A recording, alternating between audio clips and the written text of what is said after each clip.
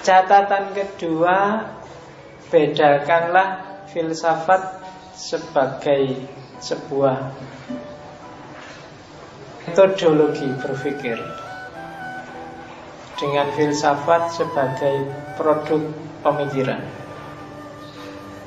Banyak orang tidak suka filsafat, mengkafir-kafirkan filsafat karena melihat filsafat sebagai produk pemikirannya. Dia tidak melihat filsafat sebagai alat untuk berpikir.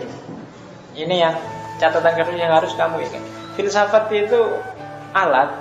Dengan alat yang sama bisa bikin orang sangat anti agama, tapi dengan filsafat yang sama bisa bikin orang sangat religius. Dan Nietzsche ada Iqbal, sama-sama eksistensialis, tapi yang satu eksistensialismenya sangat religius, yang satu eksistensialismenya ateis. Ya kan? Ada apa ya? Ada Mutahari, ada Mak, ada banyak yang kayak gitu banyak. Maka kalau ada orang anti filsafat, biasanya dia melihat filsafat as product. Filsafat sebagai produk pemikiran, bukan filsafat sebagai alat berpikir.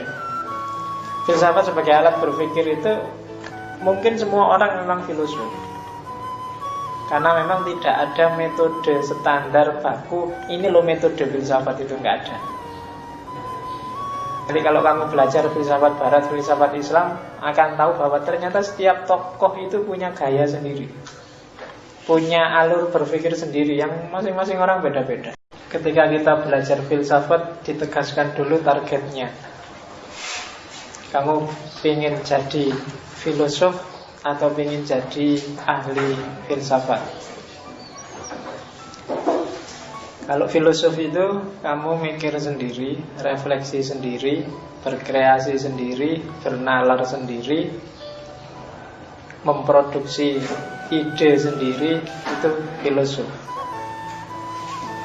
Tapi kalau ahli filsafat, kamu belajar apa itu filsafat, siapa tokohnya, tokoh A pikirannya apa, tokoh B pikirannya gimana, ini filosof muslim maupun filosof barat, kalau barat pikirannya gimana, dan seterusnya. Itu ahli filsafat. Yang paling bagus memang gabungan dua-duanya. Kamu ahli filsafat juga filosof. Itu dahsyat kalau bisa itu. Kalau tidak bisa, paling tidak kamu harus filosof. Makanya banyak orang bilang setiap orang itu filosof, setiap orang harus berfilsafat. Nanti kita bahas kenapa. Tapi kamu tidak harus ahli filsafat. Tidak harus kamu ngerti pikirannya Plato gimana ya, pikirannya Aristoteles gimana, pikirannya para filosof muslim gimana, pikirannya para filosof gimana. Tidak harus. Kecuali kamu memang ingin ahli di situ.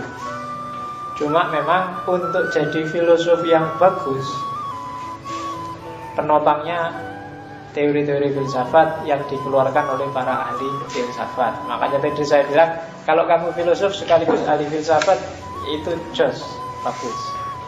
Tapi kalau tidak bisa, yo filosof aja. Jangan sampai filosof aja enggak. Nanti saya jelaskan kenapa orang harus jadi filosof.